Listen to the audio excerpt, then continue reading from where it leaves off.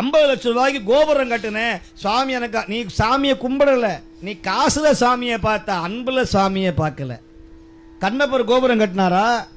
பூசலார் கோபுரம் கட்டினாரா? நேசநாயனார் என்ன தேர் செஞ்சு கொடுத்தாரா? என்ன பண்ணாரு? அமர்நீதி நாயனார் என்ன தங்க கவசம் வாங்கி போட்டாரா? ஒரு கோவணம் வாங்கி கொடுத்தார். நீலகண்டத்து குயவனார் என்ன சாமிக்கு 10 கோடி ரூபாய் கொட்டி கோயில் கட்டினாரா? மண்ணு பானை திருவோட்டை எடுத்து கொடுத்தார். அது மண்ணில் பண்ண திருவோட்டை இலவசமாக கொடுத்தார். யோசிச்சு பாருங்க அன்பர்களே, நீங்க சுவாமியை விலை பேச முடியாது. தொண்டுக்கும் சுவாமிக்கும் பணத்துக்கும் சம்பந்தமே கிடையாது. நிறைய பேர் நான் கோயிலை கட்டுறேன், தேர் இழுக்கிறேன், அது செய்யறேன், இதை செய்யறேன். அப்பா நீ முதல்ல சுவாமியை வணங்குனியா? நீ முதல்ல அடியாருக்கு ஒரு வேளை சோறு போட்டியா?